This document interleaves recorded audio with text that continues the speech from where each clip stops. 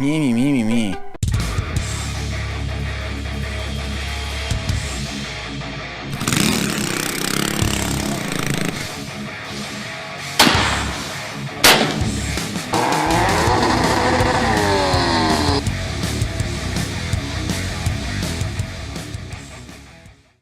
What's up, YouTube? So I'm just going to give you a quick update of what's been going on with the two projects, the Blitzkrieg mini bike and the Ridiculous mini bike.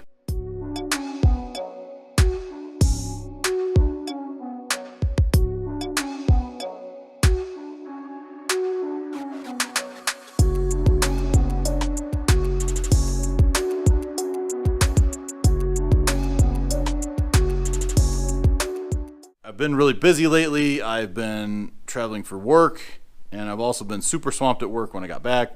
So I apologize for not having a video out sooner, but I'm sure you're okay with that, hopefully.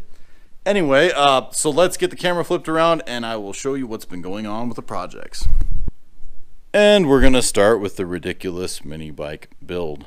Not a whole lot has happened with this. It's kind of been on hold for a little while due to the ergonomics of the bike not working out for me. I was having trouble getting my feet on the pegs back here, so I decided it was definitely time to move the foot pegs further forward. So what I ended up doing was making some brackets out of some 1-inch tubing and some flat stock, and I made them to fit, I think these are like FZ6 pegs or something off of Amazon. But I made the bracket to fit that peg and basically eyeballed them level this way, and then I welded them onto the engine mount tabs right here. Now the engine mount tabs are incredibly strong. They are 1/4 inch thick steel. They are braced and welded into the main structure of the bike, so it is a very strong tie-in point.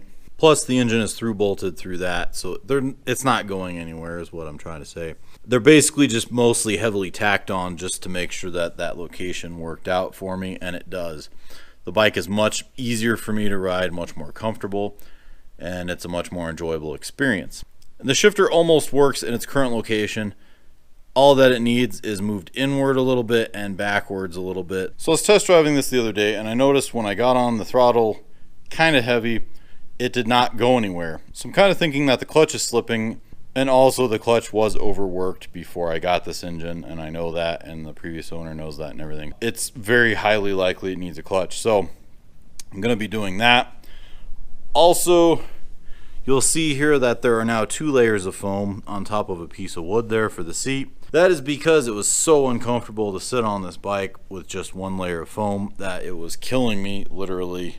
And so I added a second piece of foam. It is not covered yet with the vinyl, because I want to see if it works good enough the way it is. So it's a lot more comfortable to sit on and ride, and it's actually pretty awesome to ride around. So here's what's been going on with the Blitzkrieg mini bike project. So if you follow me on Instagram, you'll know that I put bigger tires on this, more aggressive tires. They're actually ATV tires, and I got them on Amazon. They're just the stock Doodlebug tire size. The reason for that is I want to turn this bike back into more of an off-roadable bike, because let's face it, I'm really afraid to ride this bike, and my girlfriend absolutely will not touch the bike because it is insane with me on it. So that's kind of the problem that we're having with this bike. We've got a stage 4 engine in it, and it's just insane. The rear sprocket's a 53 tooth. We're now running really tall tires on it comparative to what we were running on this, and it's still uncontrollable. All it wants to do is take a wheelie. It's better with the tires, but not anywhere near where a normal person could ride this thing without wheelie bars. It's also a pain in the butt to ride a bike with wheelie bars. I don't know if any of you know that or not, but ones that actually do something instead of the short stubby ones. So anyway, so our plan for this, we're probably going to pull this engine out of it, and we're going to put in a stock 212 with maybe a billet rod and a billet flywheel, degoverned, maybe a upgraded carburetor, and that's about all we're going to do to it.